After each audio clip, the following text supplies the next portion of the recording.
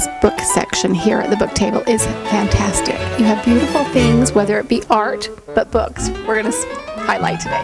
Yep, and this is every time is a perfect time to read these type of books, but I think this is the time of the year where we're reminded, maybe a gentle reminder, to read some more of these books and incorporate more of this type of stuff into our lives. Well, and they come out with new ones every time around conference time, and so there's some really fun things to read right now. Which ones did you want to show?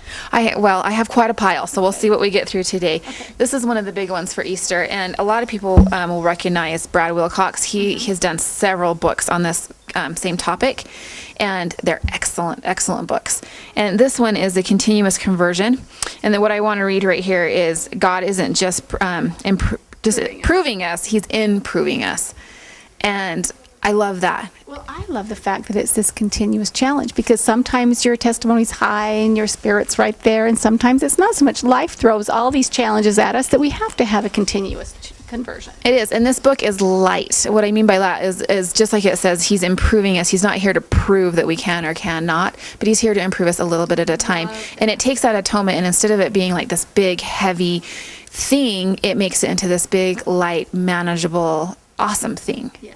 So it's a great book. And I am familiar with Brad Wilcox, so you know it's going to be a good read. He's a great author. Very good.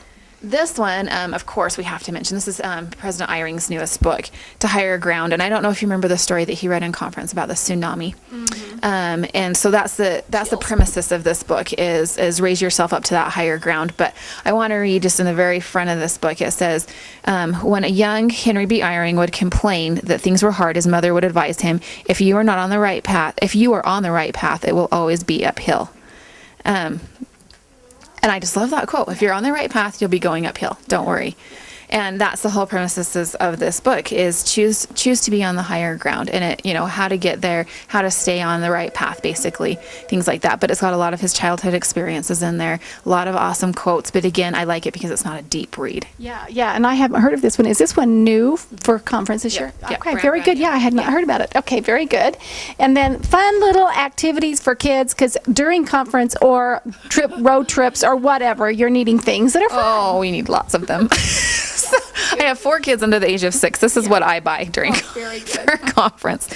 So these are fun books. But what I like about them is I don't want to sit. I want my kids to understand that conference is a spiritual time, that it's a time that we should be thinking about Christ, but obviously on their level.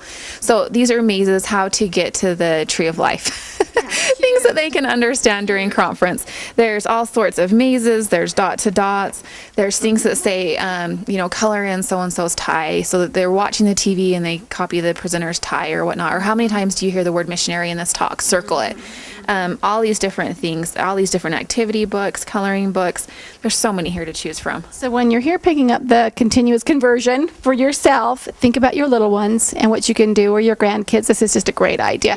And I think if somebody's having a baptism or something going on in the family, these would be fun for the littler kids in the family as a, hey, you're not forgotten. For sure. And we sell them a lot for sacrament meetings and different things like that to help keep your kids kind of quiet, but help them keep a spiritual mind during the whole thing too. I used to bring like Legos and robot books. This is a better idea. Okay. It worked. It got us through for sure. Okay, this book looks beautiful, and I'm not familiar with this one. Okay, again, another book that they brought out for Easter, which you can tell, by the title and stuff. But the reason I want to show you this book is for what it has inside of it. The pages are absolutely beautiful. The illustrations are absolutely beautiful. And again, it's a book, again, focusing on the atonement and on the resurrection and things. But the artwork in here, again, this is like a tabletop book, that you would put, that people can just thumb through and look at and stuff. But again, excellent stories. It's not a deep read. It's not, it's something that everyone can handle. But as you're flipping through gorgeous. it, I'm noticing the titles of the chapters, and they just sound fantastic, and I can't wait to read through it. And you're right about the artwork. And speaking of artwork, here it is in the book, but look at this wall behind me. You have some beautiful art, and I collect spiritual art, so my whole living room is just full of these gorgeous paintings, and I'd love to see it here. This wall that's behind us was recently redone here in the book table. The company and the artists came up, and a lot of these are brand new paintings that you see behind us, and they came and arranged them for us and set them up for us, and we're really excited during conference. A lot of times we'll have our art on sale, so watch for that. But it's a great way to keep that spirit in your home throughout the entire year. There's no better way to do it for art than through art, and for wedding gifts, all that kind of stuff. These art, and a lot of these pieces are like $90. Very reasonable. Fantastic. And to have it in your child's room, I think is really nice to wake up. And we have this picture of Christ, the one, the second coming looking one, right in the hallway. So every time we're saying prayers goodnight, we're looking out at that picture, and it's just a neat feeling. Oh, it really is. And we have a little missionary picture, outside of our boys' door. So hint, hint, and it is, though. It's great to bring those things into your home. Reminders. Yeah. Yes. Okay. Now you have a couple books still here. I veered away from that book because you were talking art. So you're just fine. Okay. So I want to show you these two books. The reason I bring them up at the same time is because they're on the exact same topic. So these are near-death experience books, which are awesome. We sell a ton of these. A lot of people are familiar with like Kim Reeves' story and different things through here. Yes. And these are great books. The top one I'm showing right here, this is near-death experiences from early church history. So that is what is neat about this. This is not from necessarily our time period, but from the early 1800s. And what is neat is it's the foreword is by Lee Nelson, who a lot of people will recognize from him. He does a great job with that. But there was a quote in here too. I don't know if I can pull it up really fast, but just awesome stories. Let's see. While you're looking for it, we always get The Message by Lance Richardson. Yes. I buy that like by 6. Every time I come in, I'm buying a few to keep because we give it as gift for people when somebody passes away. It was given to me when my father passed away 12 years ago, and I've made that a habit because it was so touching, and that's the same kind of idea. It is. These are very, very, they really get to your spirit. There's a really penetrating way about them.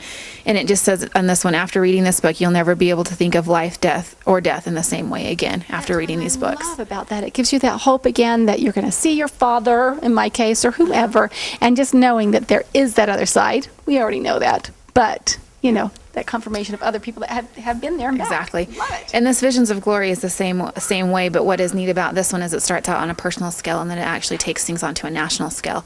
And it talks about different insights and visions and things, and kind of different what is the word I'm trying to use, not foreshadowing, but in a way foreshadowing for future things and stuff. This book has been our #1 seller book, and we're excited because the company we're the only one that carries it right now. Well, and what I'm thinking when you're saying that, if you're not LDS, these books, it's not LDS, No. This is about spiritual things, and I love that. And I have a lot of friends that are not LDS that want the spiritual art in their home. The artists that I buy from aren't LDS, all of them. It's interesting how this spirituality goes amongst all of us. And I'm glad you mentioned that, because that's totally what this book is. Obviously this one with early church history, it has a little bit more LDS, but this one is truly just speaking of the spirit, and it is for any denomination. Is a great book. Well, that's the book table right here. Whether you're LDS or not, you can get the spiritual needs fed right here at the Book Table Campus. Thank you. You're welcome.